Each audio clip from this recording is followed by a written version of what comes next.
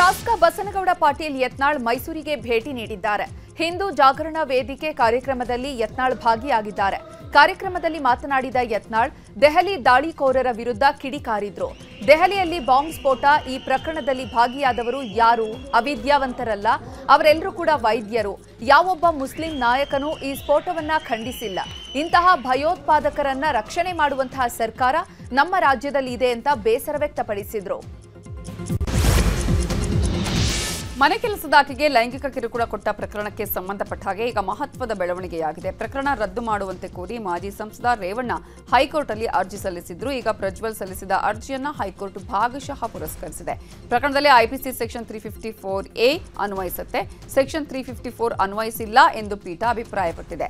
ಸಂತ್ರಸ್ತೆಯ ಘನತೆಗೆ ಹಾನಿ ಮಾಡುವ ಉದ್ದೇಶ ತೋರೋದಿಲ್ಲ, ಇದು ಲೈಂಗಿಕ ದೌರ್ಜನ್ಯವಾಗುತ್ತೆ ಅಂತ ಹೈಕೋರ್ಟ್ ಹೇಳಿದೆ. ನವೆಂಬರ್ 28ರಂದು ಉಡುಪಿ ಕೃಷ್ಣಮಠಕ್ಕೆ ಪ್ರಧಾನಿ ಮೋದಿ ಭೇಟಿ ನೀಡುವ ವಿಚಾರದ ಬಗ್ಗೆ ಬಿಜೆಪಿ ರಾಜ್ಯಾಧ್ಯಕ್ಷ ವಿಜಯೇಂದ್ರ ಪ್ರತಿಕ್ರಿಯೆ ನೀಡಿದ್ದಾರೆ.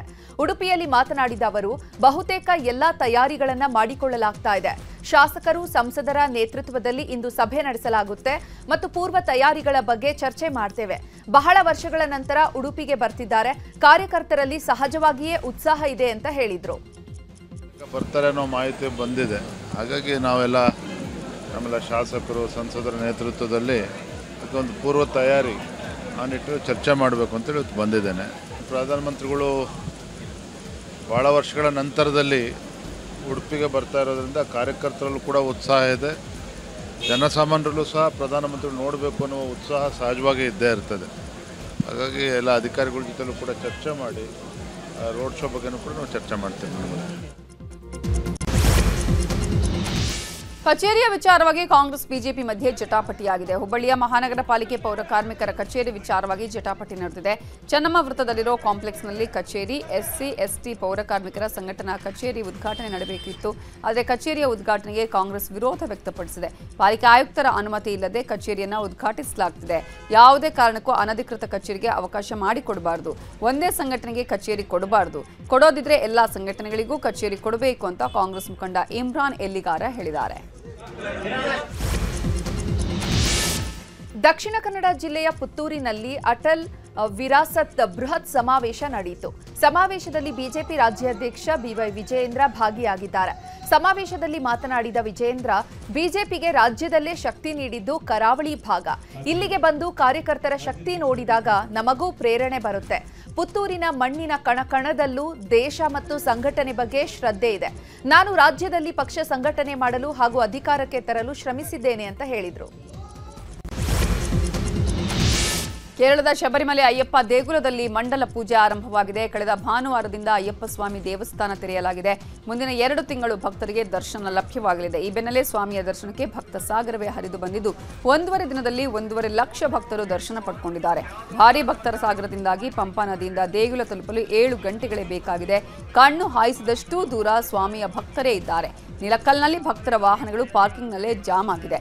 ವಾಹನಗಳಲ್ಲಿ ತೆರಳಿರುವ ಭಕ್ತರು ಪಾರ್ಕಿಂಗ್ಗಾಗಿಯೇ 1-2 ತಾಸು ಹುಡುಕುವ ಪರಿಸ್ಥಿತಿ ನಿರ್ಮಾಣವಾಗಿದೆ. ಈ ಬಾರಿ ಕೇರಳ ಸರ್ಕಾರ ಅಯ್ಯಪ್ಪ ಭಕ್ತರನ್ನ ನಿರ್ಲಕ್ಷಿಸಿದೆ ಅಂತ ಬಿಜೆಪಿ ಆರೋಪ ಮಾಡಿದೆ. ಸುದ್ದಿಗೋಷ್ಠಿ ನಡೆಸಿ ಮಾತಾಡಿರೋ ಕೇರಳ ಬಿಜೆಪಿ ಮಾಜಿ ರಾಜ್ಯಾಧ್ಯಕ್ಷ ಕೆ ಸುರೇಂದ್ರನ್, ಶಬರಿಮಲೆಯಲ್ಲಿ ಯಾವುದೇ ರೀತಿಯ ಸೌಲಭ್ಯ ಒದಗಿಸಿಲ್ಲ. ಕುಡಿಯುವ ನೀರಿನ ಸೌಲಭ್ಯವನ್ನು ಭಕ್ತರಿಗೆ ಸರ್ಕಾರ ಕೊಟ್ಟಿಲ್ಲ. ಶಬರಿಮಲೆ ವಿಚಾರದಲ್ಲಿ ಪಿಣರಾಯಿ ನೇತೃತ್ವದ ಸರ್ಕಾರ ದಿವ್ಯ ನಿರ್ಲಕ್ಷ್ಯ ವಹಿಸಿದೆ. ಮಾನವ ಹಕ್ಕುಗಳ ಸ್ಪಷ್ಟ ಉಲ್ಲಂಘನೆಯಾಗಿದೆ ಅಂತ ಅವರು ಆರೋಪಿಸಿದ್ದಾರೆ. ಇತ್ತ ಕೇರಳ ಹೈಕೋರ್ಟ್ ಕೂಡ ಕೇರಳ ಸರ್ಕಾರಕ್ಕೆ ಛೀಮಾರಿ ಹಾಕಿದೆ. ಶಬರಿಮಲೆಯಲ್ಲಿ ಈ ಸಮಯದಲ್ಲಿ ಜನಸಂದಣಿ ಉಂಟಾಗುತ್ತೆ ಅನ್ನೋ ಅರಿವು ಸರ್ಕಾರಕ್ಕೆ ಇತ್ತು. 6 ತಿಂಗಳ ಹಿಂದೆಯೇ ಸರ್ಕಾರ ಸರಿಯಾದ ಸೌಕರ್ಯವನ್ನು ಕಲ್ಪಿಸಬೇಕಾಗಿತ್ತು. ಜನಸಂದಣಿ ನಿರ್ವಹಣೆ ಮಾಡಲು ಸರ್ಕಾರ ಸರಿಯಾದ ಕ್ರಮ ಕೈಗೊಳ್ಳಬೇಕಿತ್ತು ಅಂತ ಹೈಕೋರ್ಟ್ ಅಭಿಪ್ರಾಯಪಟ್ಟಿದೆ. ಕೇರಳದಲ್ಲಿ ಮಂಡ್ಯ ಜಿಲ್ಲೆಯ ಮಾಲಾಧಾರಿಗಳು ಪರದಾಡುವಂತಹ ಸ್ಥಿತಿ ಉಂಟಾಗಿದೆ. ನಿನ್ನೆ ಕೇರಳದ ಎರುಮಲೈ ಬಳಿ ಚಾಲಕ ನಿಯಂತ್ರಣವನ್ನು ತಪ್ಪಿ ಬಸ್ ಪಲ್ಟಿಯಾಗಿದ್ದು, ಬಸ್ನಲ್ಲಿದ್ದ ಮಂಡ್ಯ ಮೂಲದ ಭಕ್ತರು ಪರದಾಡಿದ್ದಾರೆ. ಅಪಘಾತದ ಬಸ್ನಲ್ಲಿ ಮಂಡ್ಯ ಮೂಲದ 33 ಮಂದಿ ಪ್ರಯಾಣಿಸ್ತಾ ಇದ್ರು. ಕೆಲವರಿಗೆ ಸಣ್ಣಪುಟ್ಟ ಗಾಯಗಳಾಗಿದ್ದು ಸ್ಥಳೀಯ ಆಡಳಿತ ಮಂಡಳಿಯಲ್ಲಿ ಚಿಕಿತ್ಸೆಯನ್ನು ನೀಡಲಾಗ್ತಾ ಇತ್ತು. ಬಳಿಕ ಸ್ಥಳೀಯ ಆಡಳಿತ ಮಾಲಾಧಾರಿಗಳ ಬಗ್ಗೆ ತಿರುಗಿ ನೋಡಿಲ್ಲ.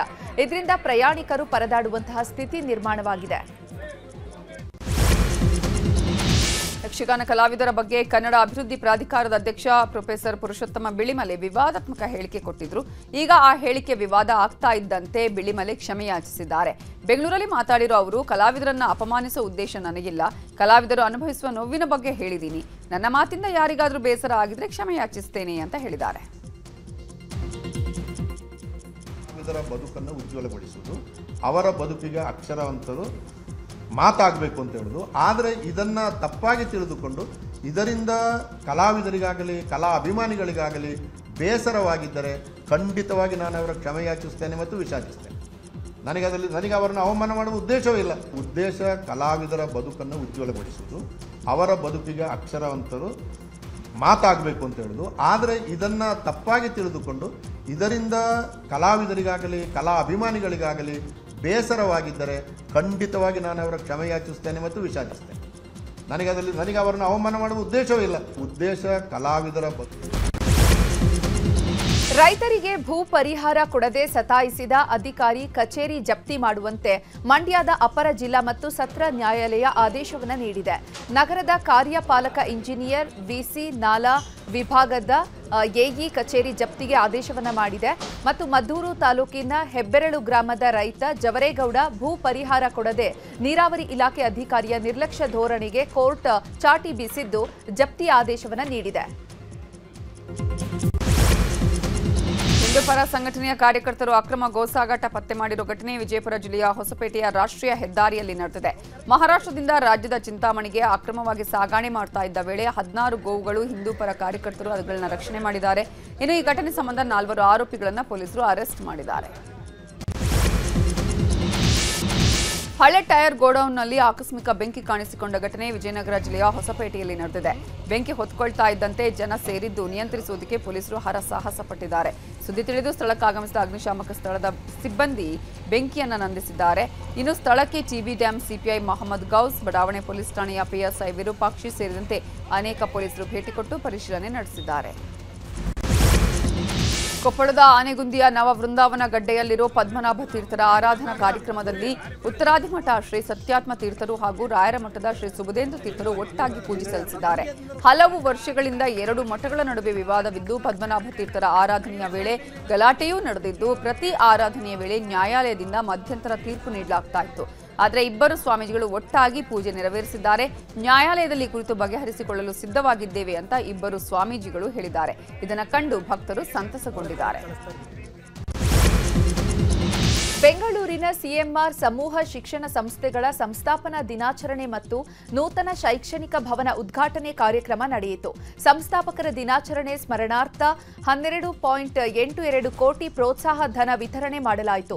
ವಿವಿಧ ಕ್ಷೇತ್ರಗಳಲ್ಲಿ ಸಾಧನೆ ಮಾಡಿದ ಪ್ರತಿಭಾವಂತ 207 ವಿದ್ಯಾರ್ಥಿಗಳಿಗೆ ವಿದ್ಯಾರ್ಥಿ ವೇತನ ಪುರಸ್ಕಾರ, 18 ವಿದ್ಯಾರ್ಥಿಗಳಿಗೆ ಕ್ರೀಡಾ ಪ್ರತಿಭಾ ವೇತನ ಪುರಸ್ಕಾರ, 22 ವಿದ್ಯಾರ್ಥಿಗಳಿಗೆ ನಾಯಕತ್ವ ಪ್ರತಿಭಾ ಪುರಸ್ಕಾರ ಮತ್ತು 2112 ವಿದ್ಯಾರ್ಥಿಗಳಿಗೆ ಶುಲ್ಕ ರಿಯಾಯಿತಿ ನೀಡಿ ಗೌರವಿಸಲಾಯಿತು. ಪೂಜ್ಯ ತಂದೆಯವರಾದ ಶ್ರೀ ಚಿಕ್ಕಮನೇಪುರಡಿಯವರ ಗೌರವಾರ್ಥ ಸಂಸ್ಮರಣಾ ದಿನಾಚರಣೆಯನ್ನು ನಾವು ಇವತ್ತು ಆಚರಿಸ್ತಾ ಇದ್ದೇವೆ. ಇದರ ಅಂಗವಾಗಿ ವಿದ್ಯಾರ್ಥಿಗಳಿಗೆ, ಬಡವರು ಮತ್ತು ಅರ್ಹತೆ ಉಳ್ಳತಕ್ಕಂಥ ವಿದ್ಯಾರ್ಥಿಗಳಿಗೆ ಸಾಕಷ್ಟು ರೀತಿಯ ಒಂದು ಧನ ಸಹಾಯ ಹಾಗೂ ಪ್ರೋತ್ಸಾಹವನ್ನು ಕೊಡ್ತಕ್ಕಂಥ ಕೆಲಸವನ್ನು ಇವತ್ತು ಮಾಡಿದ್ದೇವೆ. ಸುಮಾರು 12.5 ಕೋಟಿ ರೂಪಾಯಿಯಷ್ಟು ಫೀ ಕನ್ಸೆಷನ್ಸು ಮತ್ತು ಸ್ಕಾಲರ್ಶಿಪ್ ಅವರಿಗೆಲ್ಲ ಕೊಟ್ಟು ಇವತ್ತು ಅವರ ಒಂದು ಜೀವನ ಹೆಚ್ಚು ಉಜ್ವಲವಾಗಿ ಬೆಳೆಯಲಿಕ್ಕೆ ಅವಕಾಶ ಆಗಲಿ ಅಂತ ನೋಡ್ತೇವೆ. ಒಳ್ಳೆ ಗುಣಮಟ್ಟದ ಶಿಕ್ಷಣವನ್ನು ಕೊಡ್ತಾ ಇದ್ದಾರೆ. ಶಿಸ್ತು ಮಕ್ಕಳಲ್ಲಿ ಮೂಡಿಸುವಂಥ ಕೆಲಸವನ್ನು ಮಾಡ್ತಾ ಇದ್ದಾರೆ. ಮತ್ತು ಉದಾರವಾಗಿ ಅವಶ್ಯಕತೆ ಇರ್ತಕ್ಕಂಥ ಮಕ್ಕಳಿಗೆ ವಿದ್ಯಾಭ್ಯಾಸಕ್ಕೆ ಸಹಾಯ ಮಾಡ್ತಾ ಇದ್ದಾರೆ. ಇವತ್ತು ಸುಮಾರು 12.5 ಕೋಟಿಯಷ್ಟು ಹಣವನ್ನು ಅವಶ್ಯಕತೆ ಇರ್ತಕ್ಕಂಥ ಮಕ್ಕಳಿಗೆ ಸ್ಕಾಲರ್ಶಿಪ್ ರೂಪದಲ್ಲಿ ಕೊಡ್ತಿದ್ದಾರೆ. ಮತ್ತು ಅದೇ ರೀತಿ ಸ್ಪೋರ್ಟ್ಸು ಕೂಡ ಹೆಚ್ಚು ಎನ್ಕರೇಜ್ ಮಾಡ್ತಾ ಇದ್ದಾರೆ. CMR ಅಸೋಸಿಯೇಷನ್ ನಾನು ಈ ಸಂದರ್ಭದಲ್ಲಿ ರಾಮಮೂರ್ತಿ ಅವರಿಗೆ, ಶ್ರೀಮತಿ ಸವಿತಾ ರಾಮಮೂರ್ತಿ ಅವರಿಗೆ ಮತ್ತು ಎಲ್ಲ ಅವರ ತಂಡ ಮತ್ತು ಚಾನ್ಸಲರು, ಒಳ್ಳೆ ಸ್ಟಾಫ್ ಇದೆ, ಎಲ್ಲರೂ